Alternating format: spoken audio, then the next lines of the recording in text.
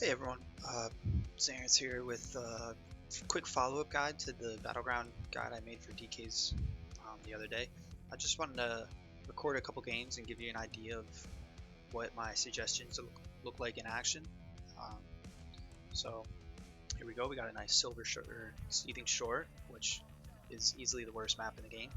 So this is just a random pug I joined. I've got one buddy with me, but other than that it's 8 randos. So I have no idea how it's going to play out.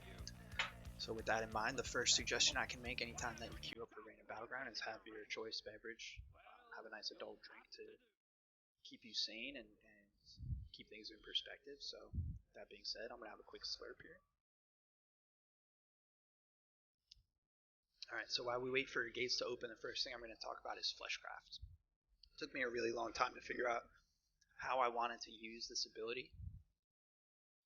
It seems that you would want to use it right as gates open, right, so that you can go into your first combat with that big 20% health shield. But my personal opinion is that fleshcraft is really not that strong. It can be strong in the right situations, but the unfortunate part is that it takes 4 seconds to channel, and you can't channel it until the game starts. So you pretty much start the game 4 seconds behind, and as a melee that can be pretty detrimental because it's your job to get in there quickly and form that front line to kind of establish where your team wants to fight. Alright, so as we're dropping down, you see we do the same rotation that I talked about in the video, right? As I'm falling, I'm going to put down my bomb. I'm going to pop Unholy Blade as I move into combat. And then I'm going to sit on their healer right away. I'm going to pop a bomb land.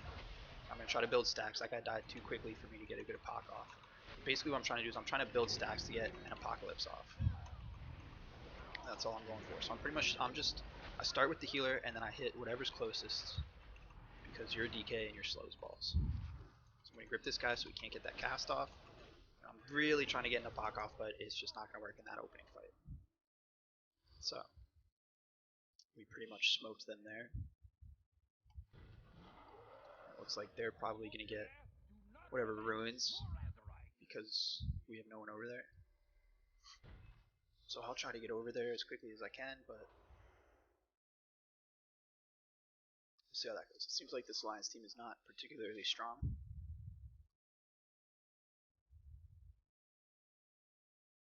So here's their healer. I'm going to grip him out so he can't cap.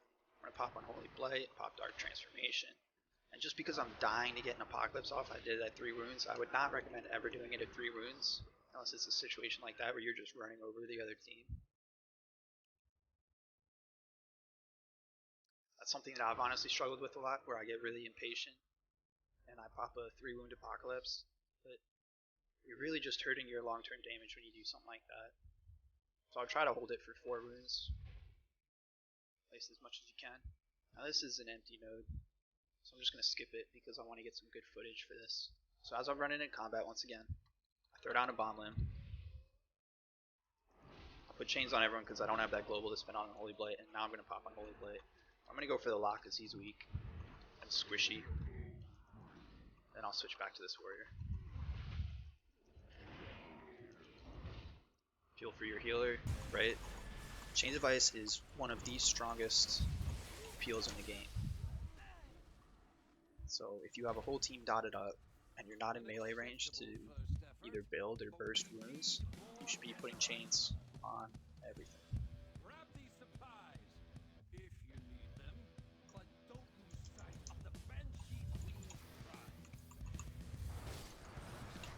So I probably don't need Dark Transformation to win a 2v1 here, but we're going to go for it anyway.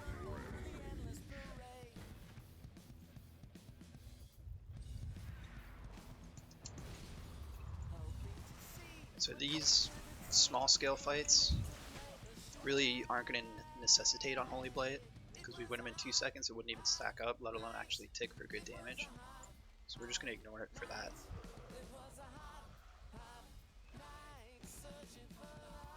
But I will say, if you're queuing up for random BGs all the time, definitely try to make a couple friends, because the difference between solo queuing and just queuing with one other person is huge. It really is.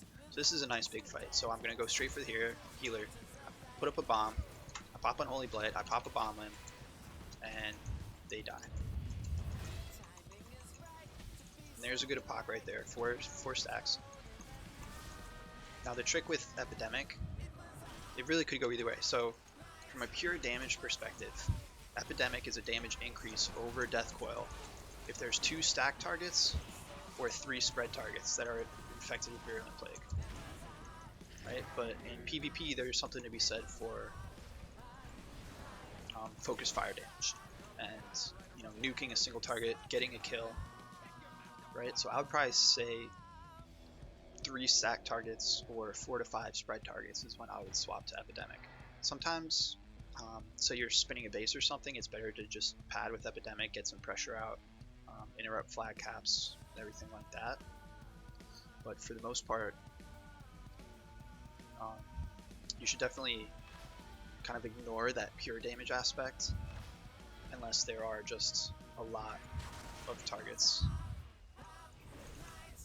So I didn't immediately change device this guy. I actually didn't change device at all because it wasn't worth it, but I didn't do it immediately because you can see he popped Spell Reflection, and I didn't want to end up changing myself.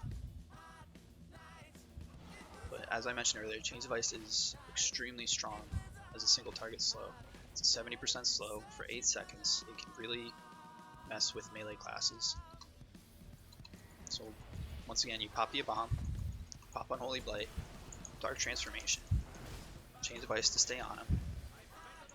That was another 3 wound epoch, which I do not recommend, but I have been getting very impatient. You can see that you can play at a decent level and still have room to improve. So if you're struggling at different aspects, or you feel like, you know, you get deleted sometimes, just know that, you know, there's always room to grow.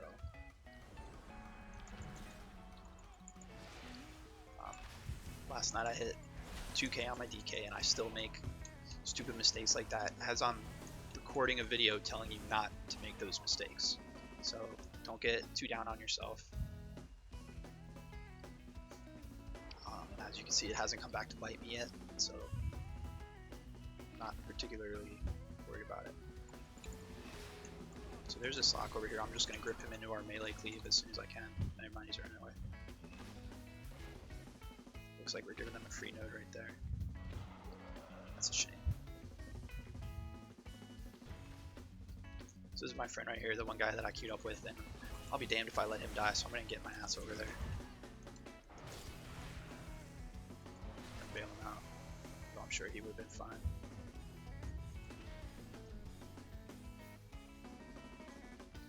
Yeah, this was a pretty easy stomp.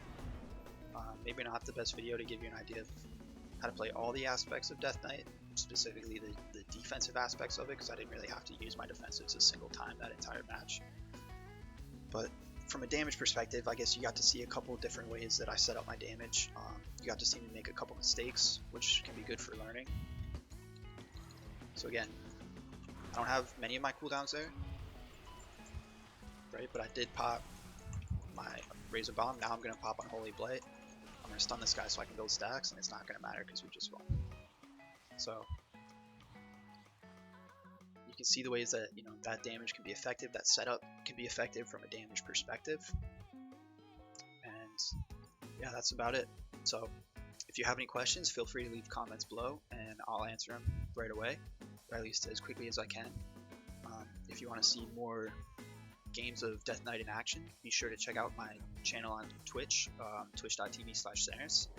You can also, if you haven't seen it yet, you can go back and look at the Battleground guide that I made a couple days ago that goes through everything from talents to Soulbind Covenant, conduits, all that jazz. Otherwise, I hope you enjoyed the video, and hopefully I'll see you for my next one as well.